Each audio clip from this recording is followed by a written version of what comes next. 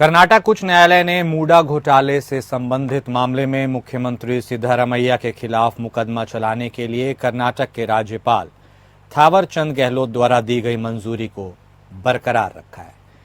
न्यायमूर्ति एम नागप्रसन्ना ने सिद्धारमैया द्वारा दायर याचिका को खारिज कर दिया, जिसमें उन्होंने मैसूर शहरी विकास प्राधिकरण या मूडा द्वारा उनकी पत्नी पार्वती को दी गई भूमि पर उनके खिलाफ भ्रष्टाचार के मामले दर्ज करने के लिए कर्नाटक के राज्यपाल द्वारा 3 लोगों को दी गई मंजूरी को चुनौती दी थी।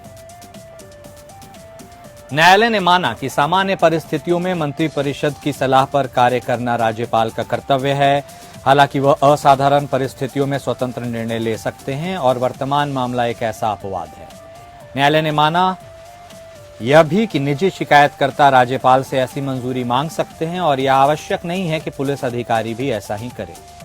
शिकायत के अनुसार सिद्धारमैया की पत्नी पार्वती को उनके भाई मल्लिकार्जुन स्वामी ने 3 एकड़ से थोड़ी ज्यादा जमीन का एक प्लॉट उपहार में दिया था। इस जमीन को शुरू में अधिग्रहित किया गया, फिर इसे डीनोटिफाइड कर दिया गया और स्वामी ने खरीद लिया। निजी व्यक्तियों के स्वामित्व के बावजूद इसे मूडा ने विकसित किया। स्वामी का दावा है कि उन्होंने 2004 में जमीन खरीदी और अपनी बहन को उपहार में दी, लेकिन चूंकि जमीन को मूडा ने अवैध रूप से विकसित किया था, इसलिए पार्वती ने मुआवजा मांगा। स्वामी का दावा है कि उन्होंने 2004 में जमीन खरीदी और अपनी बहन को उपहार में दी, लेकिन चूंकि जमीन को मूडा ने अवैध रूप से विकसित किया था, इसलिए पार्वती ने यह मुआवजा स्वाभाविक है संभवतः मांगा। उन्होंने यह भी आरोप लगाया है कि भ्रष्टाचार निवारण अधिनियम की धारा 17A के तहत उनके खिलाफ मुकदमा चलाने के लिए राज्यपाल की मंजूरी दुर्भावनापूर्ण थी और बिना किसी विवेक के ली गई थी।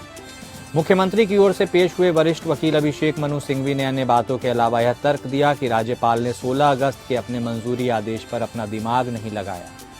सॉलिसिटर जनरल तुषार मेहता ने तर्क दिया कि गहलोत ने इस मामले में जांच के लिए प्रथम दृष्टया सामग्री मौजूद होने पर ध्यान देने के बाद ऐसी मंजूरी जारी की थी।